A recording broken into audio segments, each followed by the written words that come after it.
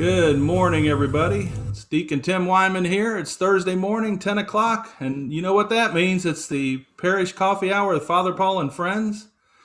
And a good morning once again, and I want to get us started.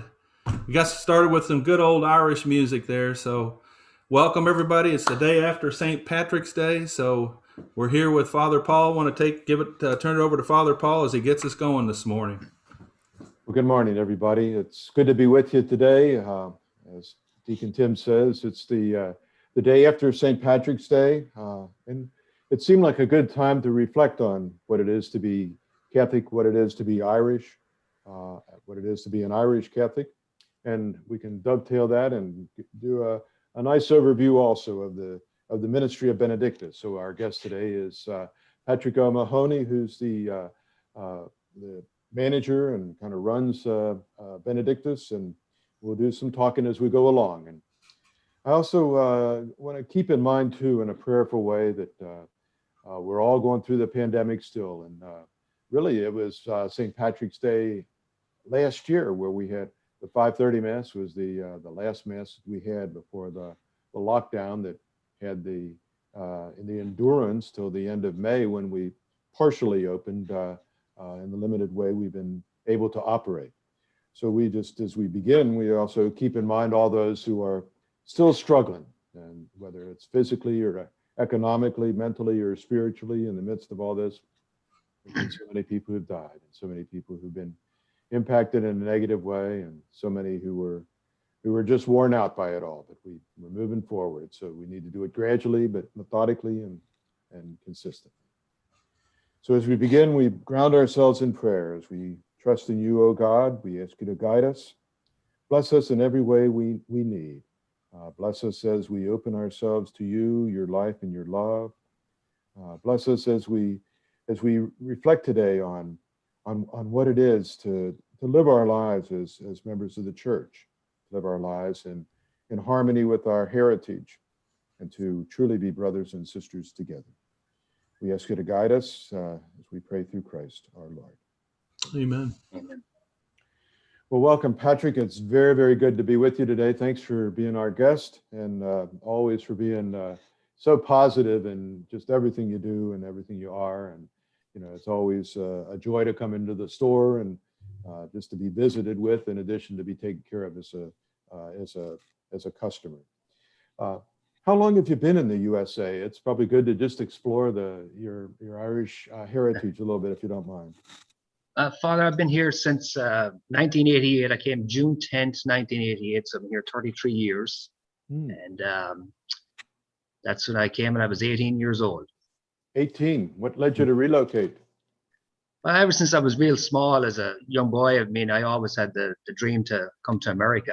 And I had to figure out a way to get here because, you know, when I was a kid growing up in Ireland, I mean, it wasn't a big economic boom that's over there these days. But so I had to figure out a way to get here. So one way that I figured out was maybe through the horses. I had a love for horses, and started working on the farm in Ireland. And lo and behold, an opportunity came open to come to America, and the rest is history, as they say. So.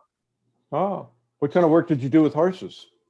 Well, it was mainly like on a breeding farm. It was actually part of Coolmore, which is a big Irish horse farm, and they have a horse farm here, Ashford Stud, where American Pharoah is, and Justify, and some of the great stallions.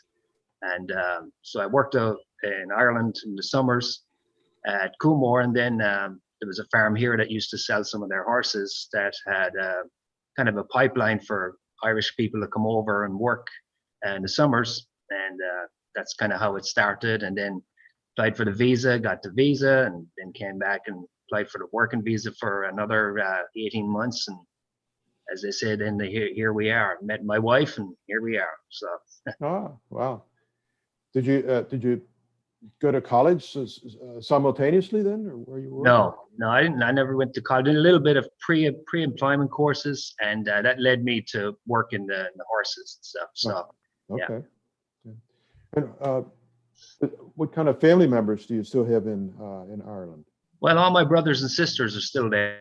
My parents are both passed now. My dad died when I was really young, at 6 years old, and my mom died 7 years ago.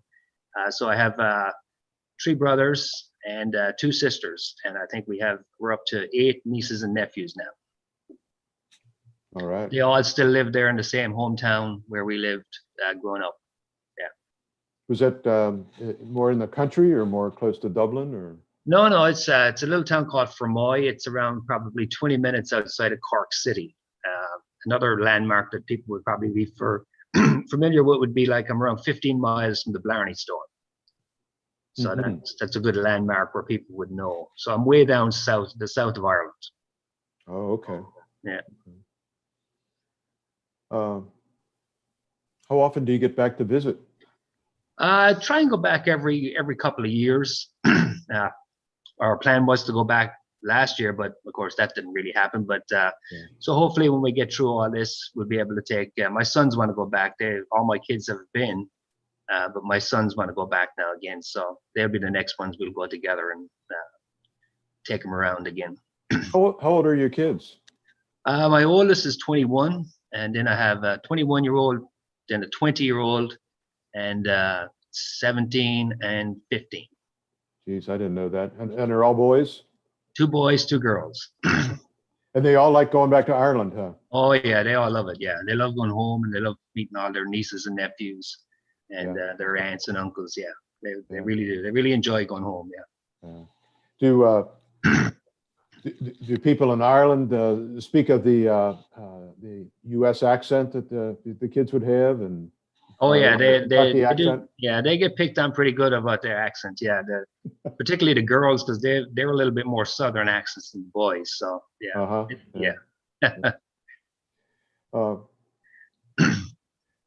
About how many people from Ireland, that are natives of Ireland, live in central Kentucky? I'd say there's probably anywhere from 500 to 1,000. I would say, probably would swell a little bit more. Excuse me, in the summertime when people would come over and work in the farms or work in UK or whatever, whatever business they're in, But I'd say it's probably somewhere a good 500 plus anyway, I would say.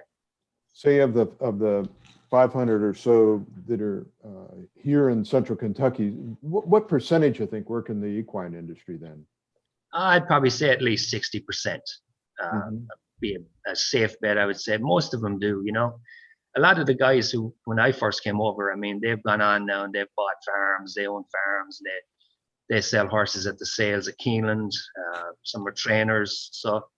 And then a lot of young people come over and work for them and work for other farms here in the area, What would lead Ireland to be so special in terms of the equine industry, or say you don't hear about, say, the horse farms in Germany or Portugal or something like that, but there are a lot, evidently, in per capita, per landmass in Ireland. I mean, a lot of it would be the land, the limestone land, which is very good for raising horses. But we got the bluegrass, and Ireland's got the green grass. That's right. And then, of course, they have the Kildare is where a lot of the horses are. That's where there's a large race course there, the Curragh race course. And Kildare is a sister city to Lexington. And it's also a sister city to Newmarket in England, which is a big horse area. And they also have a sister city in France called Deauville. And those are big pockets, high concentrate pockets of horses in different areas, just like Lexington is here in the United States. And a key thing would be the limestone in the ground. In the ground, and the water. Yeah. Okay. You mentioned that you came when it was not necessarily economic boom in Ireland, but it sounds like you're saying it is now. Can you say a little bit more about that? I think it all happened, what they called it, they dubbed it the Celtic Tiger, and it kind of started to happen in the late 90s, early 2000s. And there was a huge economic boom in Ireland. A big part of it was a lot of tech companies were coming in there, building, manufacturing and stuff like this. And a lot of it too was, Ireland was the first country that, like from the United States, that would, when you fly to Europe, it's the first country you hit. And of course, it's also, they speak English, which makes it a lot easier to have a company to start up and have people on the ground. sure. So that was a big part of it. And then the country boomed and real estate boomed and everything just grew. And then around that time too, they became part of the European Union. And so they built the infrastructure of the country. And, now when I was a kid, it took 3.5 hours to get to Dublin, from where I lived. Now you can get there like right around an hour and a half to close to 2 hours, depending on traffic. So they've made a huge impact in the infrastructure of the country. Now the beauty's still there. I mean, the sites and the land and the scenery is all still there, but they've definitely made it a lot easier to get around than what it used to be. That's for sure. How is Ireland connecting with England these days? Well, I think it's come a long way from what it was. I mean, the big thing in recent years, of course, was what they call the Good Friday Agreement, which was a ceasefire between the IRA and the English government. And of course, that was a big part by Bill Clinton was a big part of that, President Clinton. And that peace process is still going on. And I mean, you're always going to have remnants of things, but for the most part, it's definitely a lot more subdued than what it used to be when I was a kid growing up at home. So the English spirit, if you will, and the Northern Ireland spirit is kind of the same in a sense. Is that correct? I would say so. Yeah. Yeah. Okay. Okay. All right. One of the things that strikes me is, and again, I'm no great historian, but I know, like with the in the 1800s, there were many immigrants from Ireland to the USA, and it was, I guess, the days of the potato famine, and there was a lot of prejudice against the Irish, or the Irish Catholics as they would be coming. Has that been, something you all have talked about over the years, or you've got some insights into? I mean, it was taught to us in school. I mean, they used to call the ships that would take people from Ireland to the United States, used to call them coffin ships, because a lot of people would die in the trek over here, But I mean, they were coming from a country that was completely destructed by famine. It was a hard life in Ireland back then. I mean, it was a tough life to work the land, and when you had nothing left, that was when they immigrated, and they immigrated in droves of people. I mean, used to be years ago, they would say that, a large Catholic family in Ireland would be like the first child would become the priest. He would be given to the church. And then the second child would get a trade. And then the third child, the son, would get the farm. And of course, the first daughter would become the sister. But, that's the way it was back then. And a lot of people would go on and, there was nothing there for them to have.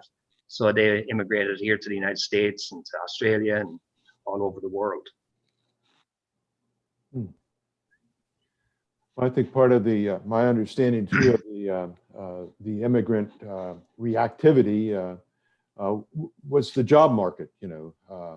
Say lots of people say coming into New York City, and the Industrial Revolution beginning, and lots of poor people, who were already there looking for jobs, and then more people come looking for jobs, and there might have been some vestiges of the religious rivalry between Catholic and Protestant, but it seemed like an awful lot of that was governed by economic situation. Yeah, I would say so. Yeah, I mean, you have to put food on the table, and you have to figure out a way to do it, and if you got to do what you got to do to make ends meet, and it was hard for those coming over at the very beginning, and now it's gotten a lot easier. I mean, it's not harder, it's not easy, but you got to go through all the loops to get here, and that's the way it is. Yeah. I've recently read the biography of Father William. I think it's William Corby, who was the chaplain for the Irish Brigade in the Civil War, and I think it was twice he was president of Notre Dame. But the focus on the bravery, and almost like just like a spirit of inner strength that the Irish would have as they were soldiers. It was certainly a key thing in the Civil War. I picked that up. I was also struck by, in my studies of the Civil War, the draft riots that took place during the Civil War, in the New York area.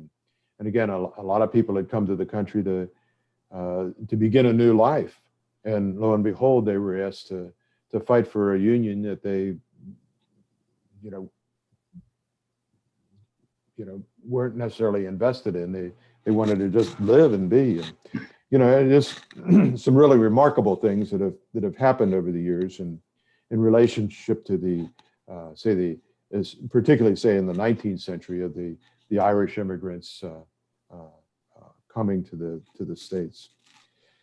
I'd like to reflect a little bit on, we're all wondering about the pandemic in terms of our world, our country. What's it been like for Ireland through the pandemic? Well, they're currently in a level 5 lockdown. So you can only go 5 kilometers from your house unless it's essential business that you have to do, the doctor or groceries and stuff like that. So it's been very hard on the economy over there. It's been, I talked to my brothers and sisters, and it's definitely been very hard on them and the whole country in general, I would say. Yeah. Are they recipients of the vaccine on a parallel level to the USA? I think it's starting to really roll out over there a lot quicker now than what it was. But I believe it seems to be moving. I don't keep up with it that much, but I keep up with it enough to kind of have an idea what's going on somewhat. Yeah. Listen to what my sisters and stuff, like brothers, tell me. Yeah. Did they have instances where hospitals were just jam-packed and Yeah, yes, I believe so. Just like we had in different just parts like of the here, States. Yeah. And of course, it's a lot smaller. It's a smaller area, Mm-hmm. and it's probably you can fit Ireland into Kentucky 2.5 times. So you factor that in, and you have the highest concentration of people in Dublin and Cork City and Galway, and everything is really close knit. So it really spread real fast, and I mean they still have cases every day, and they still have deaths every day. Mm-hmm. Yeah. Well, let's shift gears and let's talk about St. Patrick's Day. What was that like for you yesterday? Well, let's say we didn't really do too much. Just hung around the house really. It's always a day you kind of remember when you were young, and all the different things we used to do. We were kids and stuff like that. But usually holidays like that will always jog my memory to when I was a kid growing up. Mm-hmm. Yeah. Would you have done it in a different way if it wasn't the year of the pandemic? Oh yeah, I mean, if we didn't have all that stuff going on, I mean, we probably would have went downtown and celebrated over the weekend, and maybe went down to Louisville, down to Molly Malone's, and had Irish dinner or something. So yeah, Mm-hmm. usually would. I hear from, like, for instance, from Mexican people that there's Mexican food, and then there's the U.S. approach to Mexican food, which isn't Mexican food. Is there something like that with regard to Irish cuisine also, in terms of restaurants? Yeah, it'd be somewhat. Yeah, I mean, the general flavor is still there. I mean, it wouldn't be the most spiciest food in the world, Irish food. Most people would say it's actually bland, but it's got a good flavor. But it is a little different. It's it's the old saying that nothing's like home. Yeah. Yep. How's St. Patrick's Day celebrated in Ireland? Well, it's a lot different than here. I mean, I actually just read the other day that the first parade for St. Patrick's Day was actually in New York. So it's celebrated probably more around the world than it's celebrated in Ireland for sure, but not like here. I mean, when I was a kid growing up, you had the parade, which went through town, and everybody would wear a shamrock on their sleeve. And usually we would also go to mass because it was a church holiday, and all the stores were closed. And then after mass, everybody would go to the pub and have a few drinks, and then everybody would have dinner together as a family. And that's the way we used to do it, where I live. But I'm sure that it was different in every part of the country. Mm-hmm. Did you get a read on how St. Patrick's Day is celebrated around the world? Do other countries do it like the USA? I think so. A lot of them do. I know Australia lights up. A lot of countries light up certain landmarks. Like Australia lights up the Opera House in Sydney in green. The White House here becomes it's green. They dyed a river in Chicago green. The Eiffel Tower is green. So it's definitely a worldwide celebrated holiday. How do Irish people feel about people becoming Irish for the day? We're pretty good at that. We can just roll with everything. We let everybody be Irish for a day. We don't worry about things like that. Yeah. Well, when things happen in Lexington and they have the parade, have you been involved in that over the years in any way? Not directly involved, but it's we were there a few times and set up as a vendor and had some stuff there. But a lot of times it's a day usually when we would just take the family downtown and go into Falta, the Irish store downtown, went to McCarthy's downtown, and just see some of our friends. When my daughter was in Irish dancing, she would perform down there at the stage and stuff like that. So we were involved in it, not directly but indirectly, over the years. Mm-hmm. Well, that raises a good question too. Do your kids all it sounds like, as you say, they love to go back to Ireland and they're kind of dedicated, it sounds like, to connecting with their Irish heritage even here in the USA. Yeah, I would say they are. They are very they have a great love and they're very proud of the fact of being Irish, and one of the things that they do have is in Ireland they actually have citizenship because of me, so they're actually Irish citizens in Ireland. Yeah, dual citizenship, huh? Yeah, in Ireland only. In America they're just Americans. Mm-hmm. Mm-hmm. Yeah. Well, Notre Dame is pretty well, the university is regarded as a big Irish place too. Mm-hmm. I know.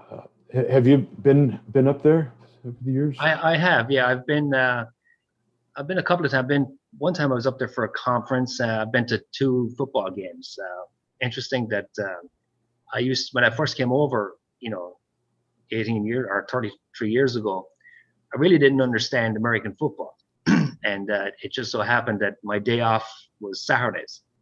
So I used to watch Notre Dame football with my father-in-law. And he explained, Notre Dame, what Notre Dame was and they explained American football to me. So that's kind of how I learned about who Notre Dame was, but football, how the American football was played. So that's kind of how my introduction into what Notre Dame was.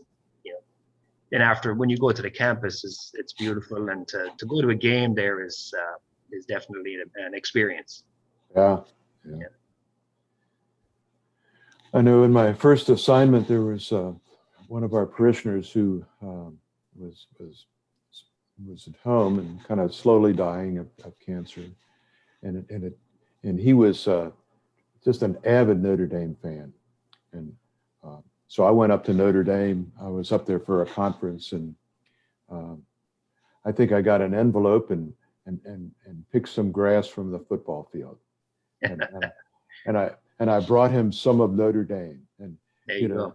It was like I could have given him the moon, so he was so happy to get that, or either that or he was humoring me. I don't know what, but anyway. Well, and the traditions. The tradition of Notre Dame is, there's nothing like it, and it kind of it reminds me a lot like of Keeneland. The traditions of Keeneland. Mm-hmm. The green jacket of Keeneland. No place else has that kind of things, and no place has the mystique of Notre Dame Stadium and all that kind of stuff. Yeah. Now, Father Ray, lived over at the rectory for a few years, and we got to be really good friends. And he would talk about the days when he studied at Maynooth, the seminary in Ireland. Mm-hmm. And then he kind of lamented that it's doesn't have nearly the volume of students that studying for the priesthood that it once had. What is Catholicism in Ireland like today? Well, it's definitely, it's different from when I was growing up there. The churches are, there's still people go to mass, still people, attend the services and stuff. Probably the one thing I was struck by the last time I was at home was, there's been an influx of Eastern Europeans immigrating to Ireland to find jobs and for their families and stuff. So you would see a lot of Polish people, people from Uzbekistan and Lithuania and stuff like that. So that was a big part of it I seen. But anytime you would stop at a church in Ireland, there's always going to be somebody in there, lighting a candle or saying a prayer, Mm-hmm. So are Irish youth who are Catholic, are they kind of I'm sure there's some that, are there and are faithful, but I'm sure there's some that, will see the way soon enough and come home. I mean, it's always part of you.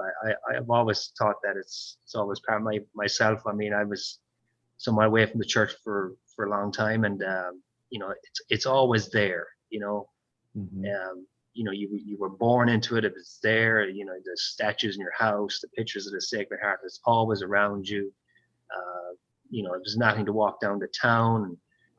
There's a statue of Mary in the middle of the town square. So the Catholicism is very cultural too. It's everywhere in Ireland. Mm-hmm. You speak a little bit about yourself there. Could you, and again, as much as you're comfortable with, could you say a little bit more about your own journey? Well, I of course grew up Catholic and stuff like that, and then I drifted away somewhat.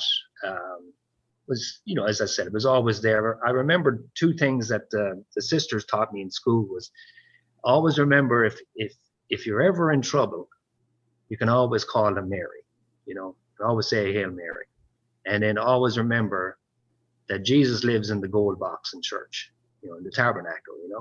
And those are the two things I never forgot those two things. Didn't really act on them all the time, but they were always there. And then came here to the States, and probably in my 20s, 25, 26, I was encouraged by my wife to make a Crescia weekend. And it was a Crescia weekend that changed everything for me. Wow. That was the first weekend that, you really experienced the love of God. And in fact, you were on the Crescia weekend with me. You and Father John Moriarty were on the weekend. And that was at McKee, Kentucky, Camp Andrew Jackson. Oh my goodness. Yeah. Wow. Yeah. Gosh, thanks for remembering that. And how, I guess serendipitous, I guess you could say, because here's Father John, who's going to be, following, taking Christ the King to the next chapter. So, and back then, of course, he remember everybody called him the baby priest. He was the baby priest of the diocese back then. Yeah. He was the youngest one. So, yeah. Wow. Crescia has touched a lot of lives, Yes, it has. Yeah, Crescia was a great thing. It was a great experience for me.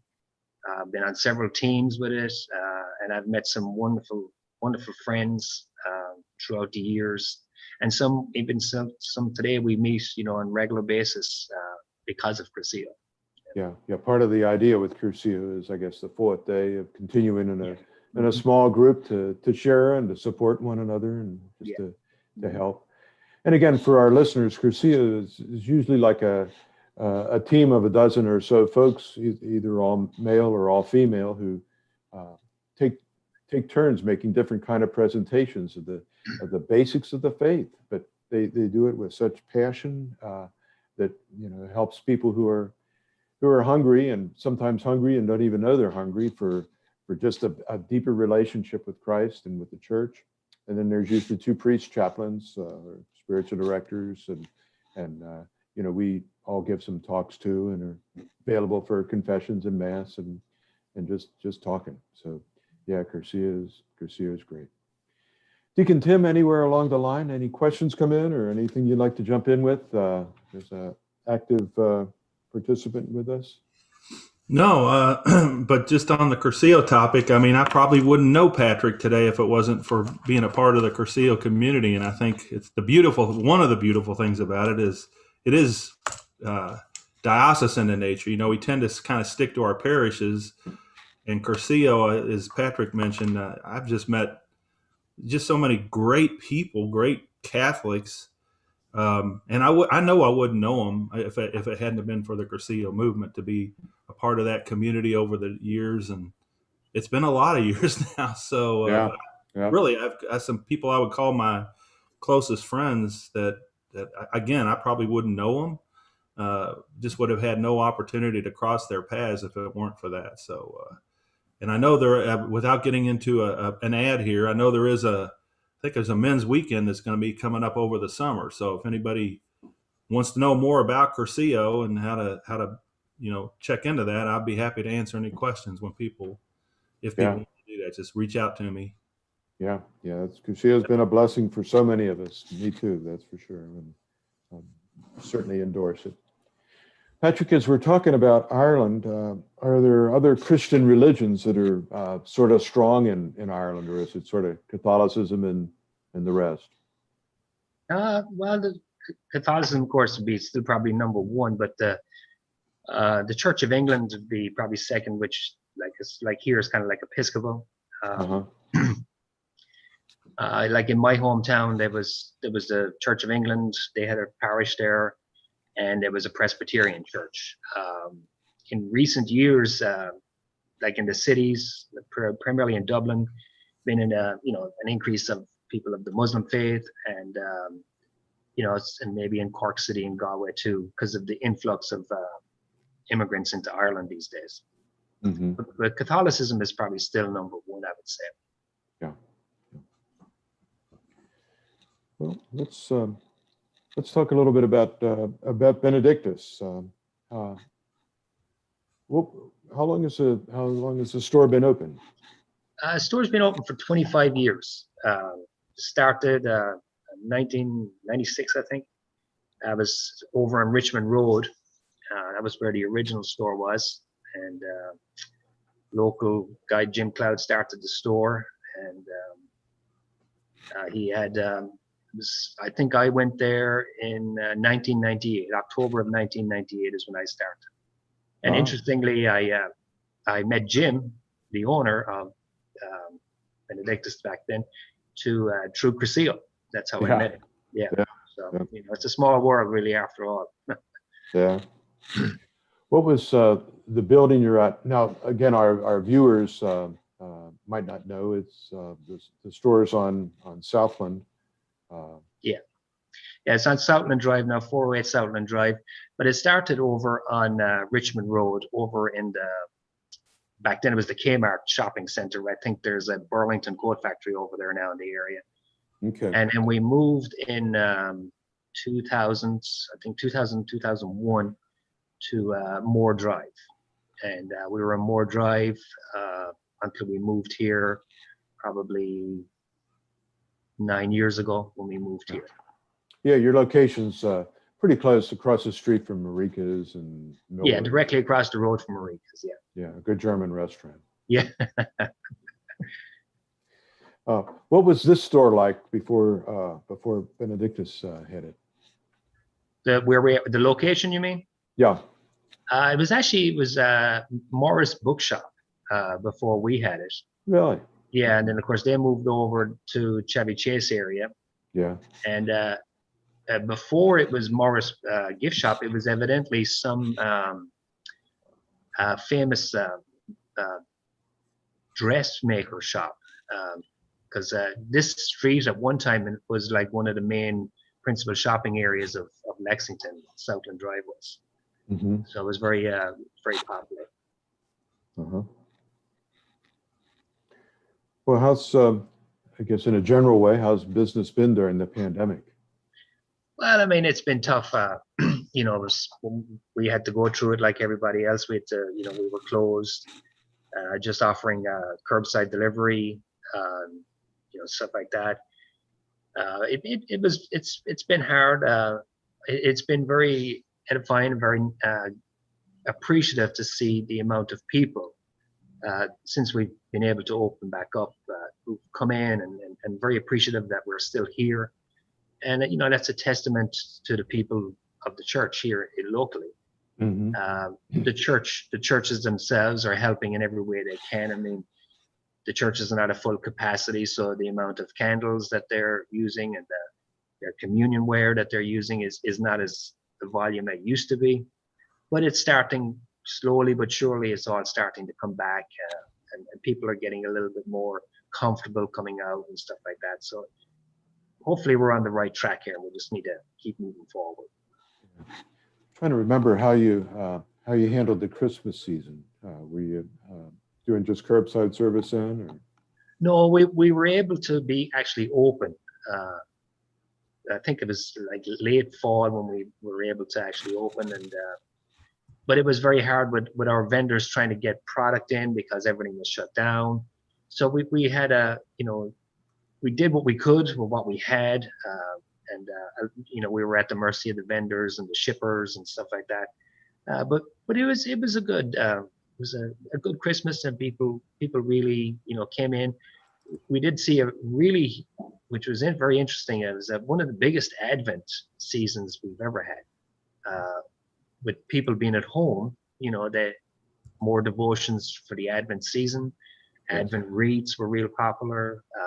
The candles, all that stuff, because people were at home.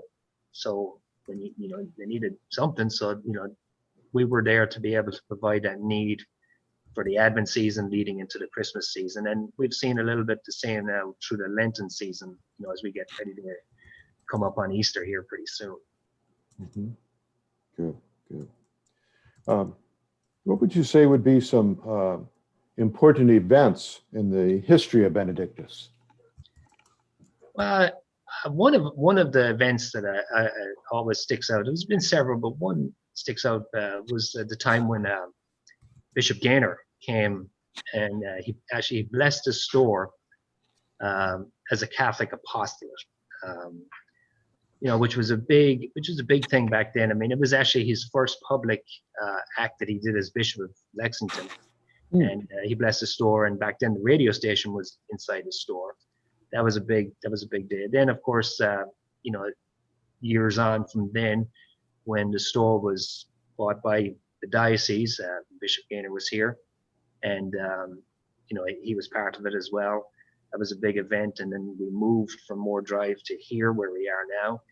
And then in more recent years, when the diocese sold the store to a group of 8 families here locally in the different parishes, and they own the store now, and I just manage it for them.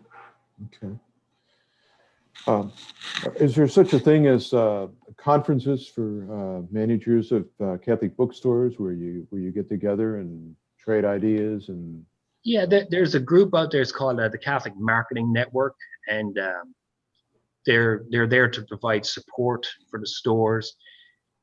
They have a conference every year where all the vendors come, and you can go and you can shop for new product and different things.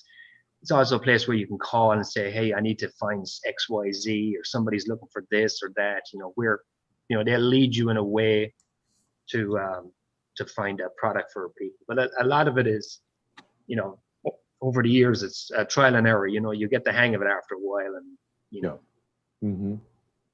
You can get just about anything on order too that isn't in your stock. Is that correct? Yes, yeah. And we're at the size of the store we have right now. We're limited to the amount of things we can have. So we always try and keep a nice supply of things for each sacrament, baptisms, confirmations, communions in stock. And then if we have ordinations or big things coming up that we know, then we can plan accordingly. Like with Easter coming up, we have Easter gifts for people coming into the church or CIA. And then of course you have, after Easter, you roll into the Divine Mercy, devotion. And the big thing this year, of course, is the consecration to St. Joseph. St. Joseph, yeah. In the year of St. Joseph. Mm-hmm. Do you have some regular specialty items that you would speak of, that I think one of the specialty items we have is we're a Fontanini dealer, which is heirloom collectible nativities from Italy, and we've been a dealer in that for over 20 years, and that's been a tradition that people have come in, when they were kids and bought their pieces for their nativity, and now they're bringing their kids back in, starting their nativities, and it's become a great heirloom tradition to have. And then they have the different areas of baptisms, the unique gifts for baptism, and of course First Holy Communion as well. I think we've got a Fontanini nativity set at the rectory here at Christ the King. Yes, you I do. think that came in the days of Father Mark being rector here. You say Bishop Gaynor blessed the store as a ministry. How would you describe it as a ministry?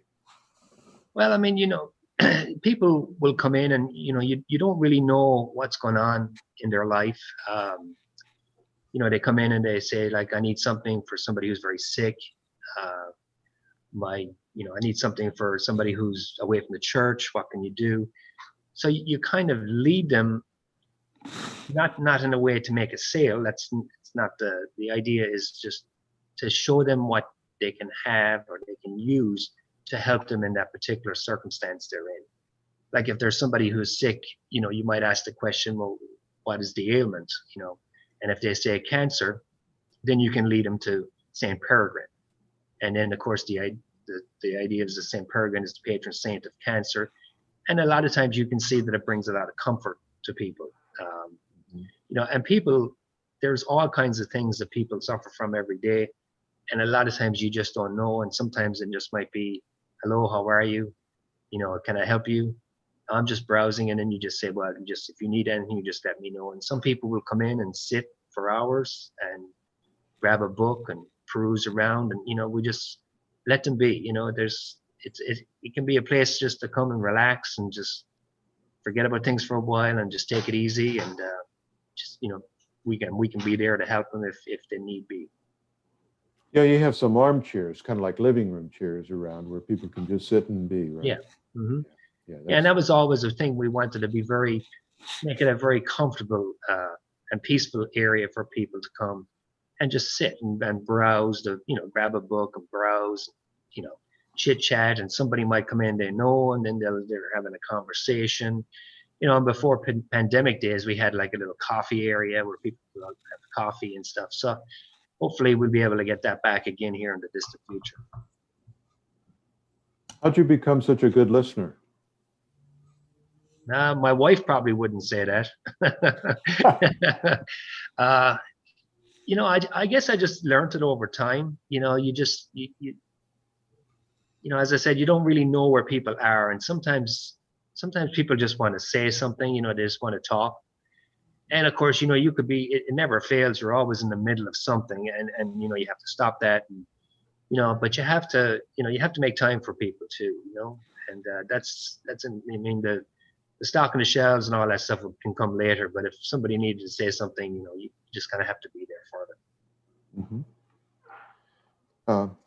Would you comment on my theory that, again, far be it from me to say you in your farmer life, you were a horse whisperer, but I think when we're working with animals, we wind up listening to a language that's a body language, that's a different kind of, something's being said, even though it's not being said, and it's being expressed, and you got to be sensitive to that. And yeah, I think it's the same with people, Yeah, horses know, they know if you're nervous around them and stuff like that, and you just have to be yourself with people, I think, and just just be you. I mean, you don't need to put on any airs or anything like that. I mean, we are who we are, and you just got to be there for people when they need it. Yeah.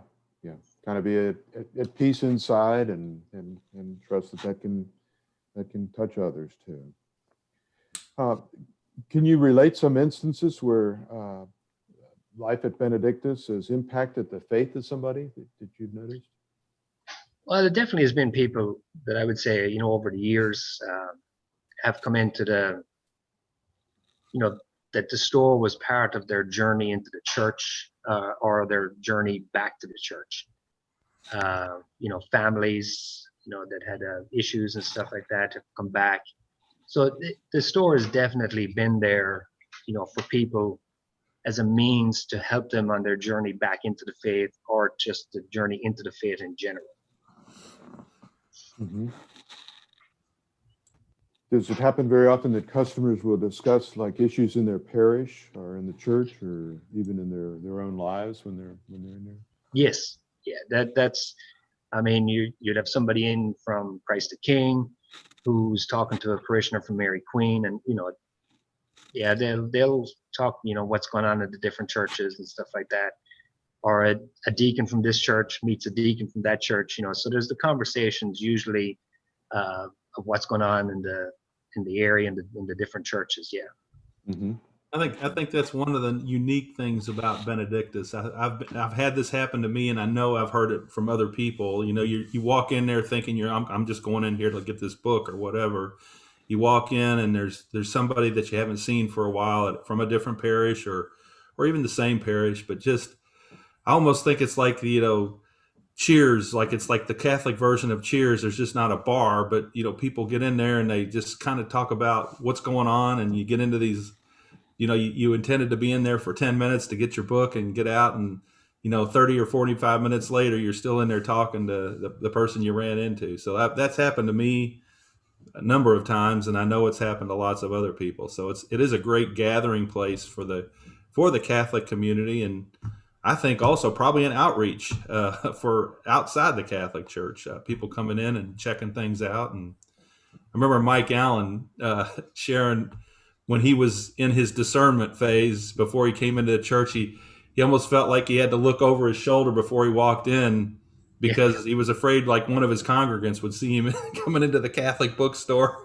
But so it is a neat place. It's a neat environment, and even whether you're buying something or not, just to you'll meet people in there if you go in there on any regular basis. So my guess is that sometimes too customers talk to one another and they might say something like, that Prabel, he's preaching too long, or he's not preaching long enough, or he's talking about money all the time, and somebody else hears him, and they have a chance to just get it out of their system, and not all that bad, or there's other guys talking about money too, and just to put some of these things in perspective that are part of the reality of humanity that makes up the church. So I think that's okay too.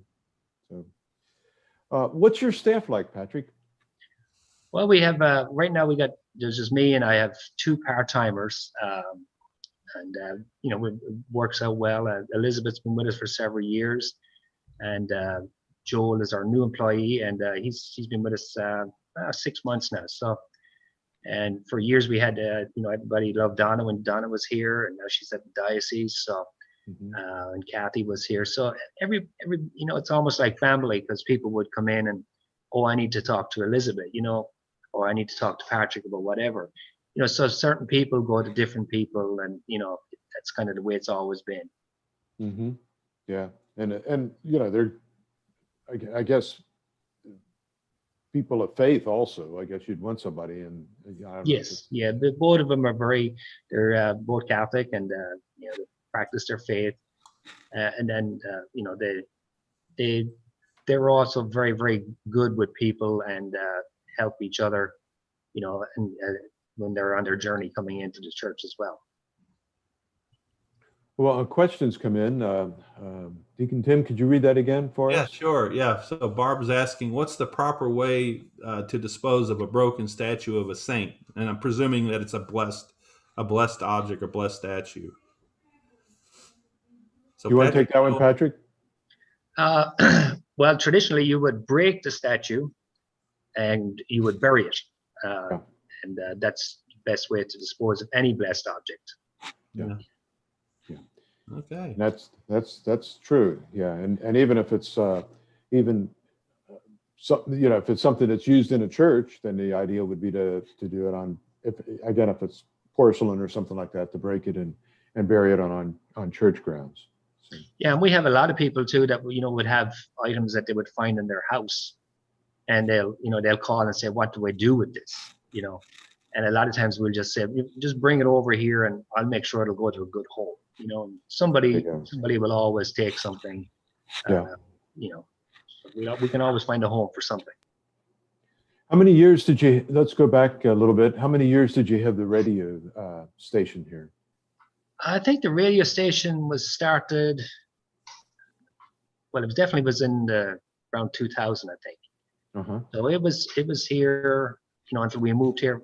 We moved on Moore Drive, so it came with us there, and then we moved over here, 9 years ago. So it was there in that brief amount of time. Now, of course, it's belonged to, I believe it's belonged to Relevant Radio now, so it's just a direct feed from them. So there's no local programming anymore. Yeah, it grew into that in a way. Yeah. Mm-hmm. Okay. What are your neighbors like over on Southland?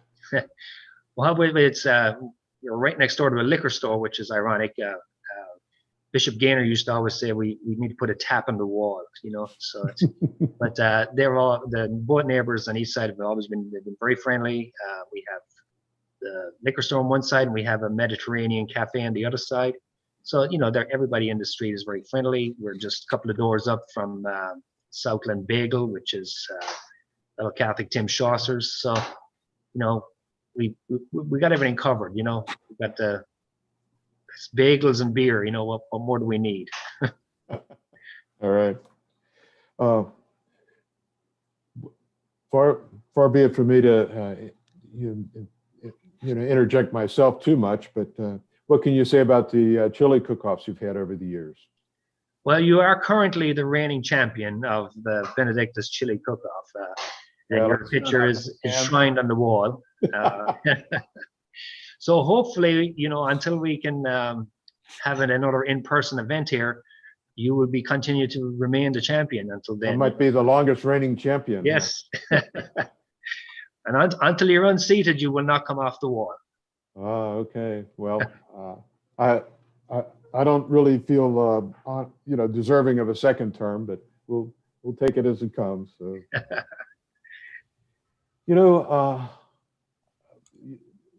This is great to talk, and just one more kind of personal thing as you say, well, gosh, we were on the same crusade together.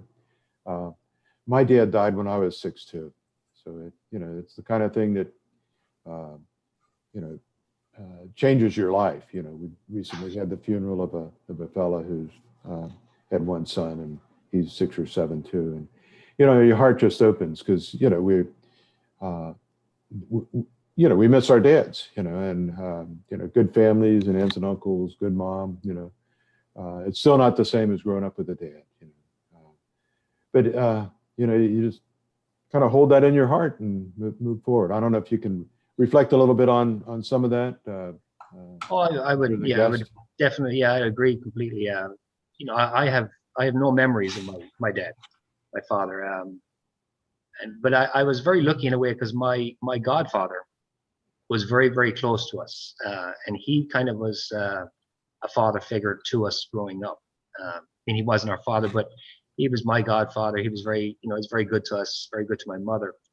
But it is a huge thing to have your dad, and and it's been a big part for me with my kids, just to make sure that, I'm, they know I'm there, and if they ever need something, that I'm there for them and stuff like that. So yeah, but it, like you said, there's always a void there, and you just have to, it's always part of you, and I have a great fondness for all things of my father. So I have his stuff on the wall from he was in the Irish Army and stuff like that, Mm-hmm. Yeah. I as much as I can connect, with a little bit of memories and then, photos and things like that, it's really, really important. Yeah. I'm honored when people say, I see pictures of your dad and you look a lot like him, and that's a great honor. Yeah. Wanted to maybe just take a look at maybe one or two other things. If you would have, say, a breakdown of, say, percentage of books, percentage of artifacts, how would that how would your stock go? You know, is it say 50-50 or? I would say that the books would probably be 60% of our inventory, and then the rest would be, we have gift items, which would include jewelry, artwork, statuary, and stuff like that. So I'd say it's 60% books, and the rest is gift items. Okay. And you've had a book club over the years or two? Oh yeah, we've had the book club. Father Steve Roberts did it, and that was very well attended. I mean, we were having 30, 40 people come to it. So they would be in the store? Yeah, he would come and have it in the store in the evening. Where would everybody be? Would you just well, we had an area set up like a gathering area, and we'd set up chairs for everybody, and we would usually do it through during Lent and Advent, and of course until we get everything lifted, then we'll be able to have those again. Father Steve would be ready to go, I'm sure. Yeah, that's good. So did you do a book through Lent, a book through Advent, and just take it section by section, or was it different books? Yeah, no, it was one particular book that was done in each season, and then each week they would do different chapters. But Father Steve would review everything, go over everything with him, and discuss the book and stuff like that. Mm-hmm. Well, are your brothers and sisters, how do they regard your ministry? Are they surprised? How in the world you get to be running a bookstore? Do they have? I think at the beginning they probably were a little, well, what are you doing? But they've all been here, and so they've all seen it. They all know. They know that the faith is important to me and with my family. So they appreciate it. They like to come in and browse around too. And when we go home, we go to the equivalent of Benedictus in Cork City. So they know, do you have this in your shop? Do you have this in there? So it's kind of a dual purpose thing. Well, one final question: how do you anticipate this year of St. Joseph going and impacting your business? And we won't talk about people selling houses and burying St. Joseph upside down. Yeah, no, I think the year of St. Joseph has been very, very well received. Particularly the consecration to St. Joseph. Parishes have actually started to do it together. I know St. Leo's is one of them that did it, and St. Peter's downtown. And of course, there some areas, some dioceses are doing it, but there really has been a big interest in St. Joseph, which is interesting because, he's almost a forgotten saint. Like you said, only people ask for St. Joseph's help when they're trying to sell their house. So, but now I think there's a focus on him being the foster father of Jesus and the husband of Mary, and they're getting to see him in a different way. And there's a piece too that he's the protector of the Holy Family. And yes. In pandemic times, mm-hmm. we need protection. Yeah. So that's I think another piece that we're carrying as we move forward. So you've got, I guess, some medals and statues and pictures. Oh yeah, we have a whole area dedicated to St. Joseph, and we'll be here, and we feature different products in our advertising and stuff like that, and we'll have that for the whole year of St. Joseph. All right. Okay. Great. Well, Patrick, it's been a wonderful conversation. I think we're probably close to our time. I don't know if there's any further comments to wrap it up, or Tim, if questions come in, or you got anything to add? But nope, there's no other questions. I think we're good to go. This has been great. I've learned a lot, and I hope you as viewers have too. And I've been inspired a lot too. So, I feel like we've connected in some great ways, Patrick. And you're very welcome, Father. Thank you for having me. This is great. Thanks for what you do. Thanks you're for very welcome. Yeah, and again, I guess the gentle, warm, listening, welcoming approach you have to people that you're ready to treat as friends. Of course, you got to make a living, et cetera, et cetera. But it seems like taking care of people and being with them in a good way is first and foremost of what you're about. And I thank you for that as one more member of the team, guiding our church, our diocesan church, in your own way, in your own part, in a great way. So again, thank you so much. You're very welcome, Father. Thank you. Okay. Deacon Tim, what can you say about next week? It's going to be Well, we're going to have a number of guests on, and they're going to be talking about the Catholic Studies program over at the Lexington Theological Seminary. So our own parishioner, Dr. Margie Ralph, will be here, and along with Deacon Bill Grimes and Dr. Martell and Dr. Grigoni will be here. So yeah, it's going to be a good conversation about. I think it's a relatively new program that's just getting started, if I'm correct. Or restarted. You know, it's been dormant for quite a few years, so it's a good thing to have reopened. So we'll look forward to that conversation, and sure hope you can join us next week. Thanks everybody for being with us, and God bless you. Have good days. Stay safe, and take care of yourselves and one another. All right. Have a great